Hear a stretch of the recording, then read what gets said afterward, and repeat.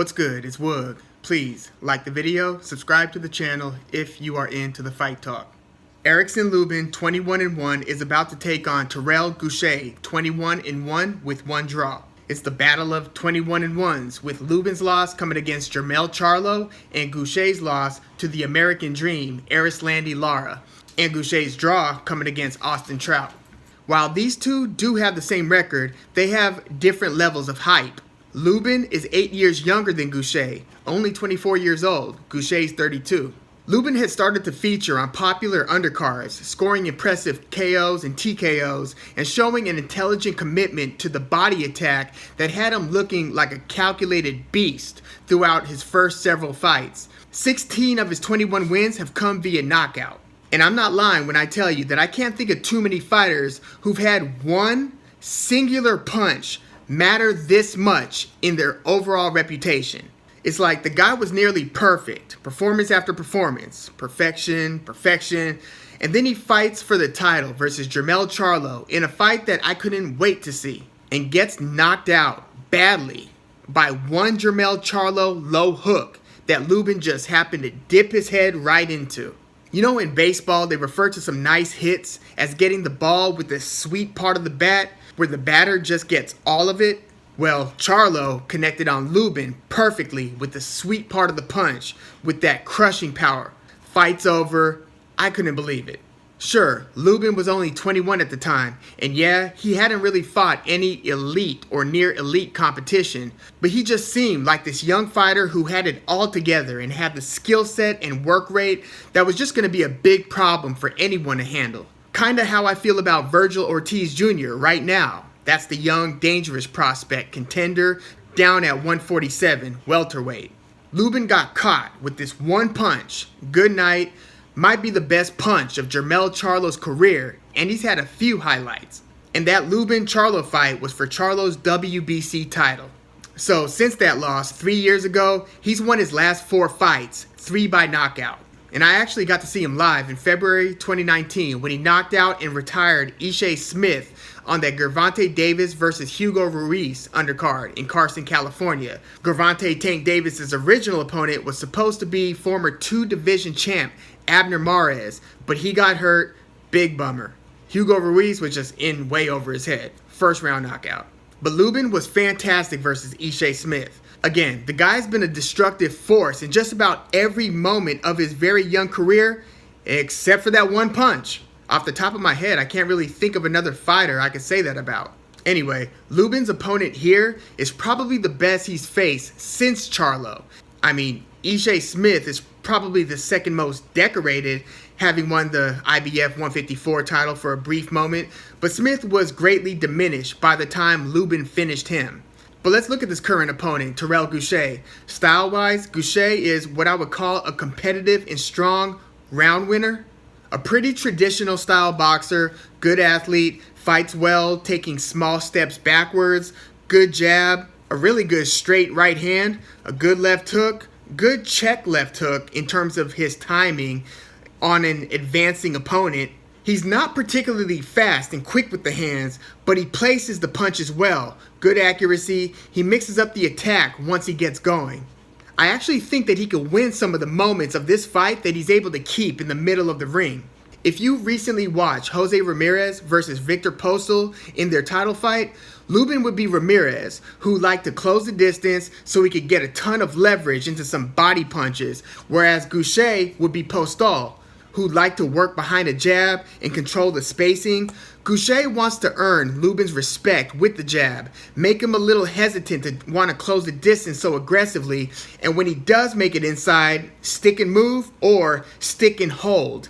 Clinch him. Don't let him let his hands go inside. Gausha doesn't want this to become a phone booth style fight, and he certainly doesn't want to let Lubin back him into the ropes. If you start seeing Gausha's back touching the ropes by the middle rounds, it's probably bad news for Gausha. Now, to Gausha's credit, he's actually had a bigger accomplishment than anything Lubin's experienced thus far. That accomplishment being fighting to a draw with former champ Austin Trout, who is pretty diminished himself at this stage of his career, but is still a cagey and competitive vet who'll go 12 rounds versus both Charlos. At Trout's best, he beat Miguel Cotto when Cotto was still new to the 154 division, and he fought a nearly even fight versus Canelo Alvarez in a fight with bad judging and weird Texan scorecard revelations every 4 rounds. Still a close fight. Trout's been really good. In fact, the only person to stop Trout was former champ but still young Jarrett Hurd. So Terrell Gausha fighting to a draw versus a 33-year-old, but much older in fight years, Austin Trout, shouldn't go overlooked. I thought he deserved the win versus Trout. But Gausha's got some skills and a lot of tenacity, smart fighter, former 2012 Olympian where he knocked his first opponent out in the Olympics and then lost a controversial decision to India's Vihinder Singh, eliminating Gausha. So this is far from a stay busy fight for Erickson Lubin. Gausha is serious business. Again, his only loss is to Erislandy Lara, one of the better 154-pound fighters of the past decade, and someone who is very difficult to look good and effective against. Ask Canelo, ask Paul the Punisher Williams, ask Austin Trout, Alfredo Angulo, ask Jarrett Hurd. Lara is just one of those Rubik's Cubes from Cuba whose game is advanced in a way that's not always visible to the naked eye. I mean, sometimes it is. And sometimes he'll knock his opponent the hell out. But he's often a chess match, nuanced boxer. Sweet science, if you will. And you almost always come out of watching a Lara fight realizing that his opponent wasn't able to do many, if any, of the things that they were looking to do in there. So Gausha lost a decision to this guy, Erislandy Lara. Join the club. Now, as far as who I'd pick in this one, well, first, understand that boxing is an expectation game. If one guy is a heavy favorite and you start seeing the other guy have some success, then you can interpret that one of a couple ways. You can ignore it and focus on the work that the heavy favorite's doing, or you can acknowledge that this fight is going nothing like you thought it would. Lubin should be going into this fight a substantial favorite. I expect Gausha to box Lubin pretty well in the first couple of rounds. I think that it might take Lubin 2 to 3 rounds to really get going, but by the middle rounds, I think that Lubin's pressure and power punching, much of it to the body, will be tough to ignore when deciding on who's winning these competitive rounds. I think that Gausha will fight well going into the middle rounds, winning a few, but Lubin will win much of the second half of the fight. I was thinking late stoppage for Lubin, but I really don't want to overlook how good and how tough Gausha appears to be. I think that he can make it the distance, but will lose in a pretty close decision, something like 116 to 112, 117 to 111, and the fight itself might even appear closer than that. For this to happen, Gausha's going to have to fight like his life depends on it, especially in those middle and late rounds. I think that he'll have a very respectable showing here, but Lubin's style, being the guy coming forward and looking like the hunter in there, will give the impression that he's in control, even when he's not, or even when the fight is even. But I've got Lubin winning this battle of top contenders. Let me know your thoughts on this fight. How high is Erickson Lubin's upside? And what would a rematch between him and Jermell Charlo look like? And how do you think Lubin would fare versus Jarrett Hurd or versus Tony Harrison? And by the way, it's kind of a shame that at 154, they weren't able to get Jermell Charlo versus Jarrett Hurd together before Charlo lost to Tony Harrison in their first fight, and then Jarrett Hurd lost to Julian J. Rock Williams.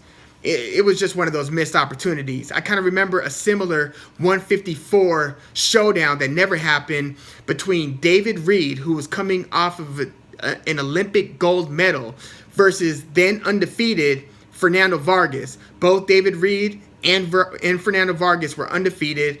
They both ended up losing devastating fights versus Felix Tito Trinidad. Just kind of spoiled the party for both those guys. And to be honest, David Reed's career never really recovered, and Fernando Vargas's career somewhat recovered. He was able to go on and have big fights, but I don't think he was ever the same fighter as he was before stepping in there with Tito Trinidad. Trinidad had that effect against opponents.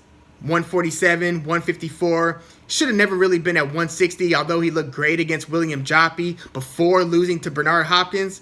But that's a whole nother story. It's also a shame that when Canelo was still at 154, that he didn't fight either one of the Charlo brothers. I thought that that was another missed opportunity. There's a potential for that fight happening maybe at 160 if Canelo's still interested in coming back down to middleweight to fight the regular WBC title holder, Jermell Charlo, assuming Jermell Charlo is able to get past Sergey Derevianchenko in their upcoming fight towards the end of September. But if Erickson Lubin wins here, I feel like he might want to take on Austin Trout, because the former champ has kind of gone from a champ to gatekeeper, and now is somewhat a litmus test to where if you are the real deal at 154, you should be able to beat this version of Trout. Leave your comments in the comments, and please like the video and subscribe to the channel if you are into the fight talk. I'm Woog. Thanks for tuning in.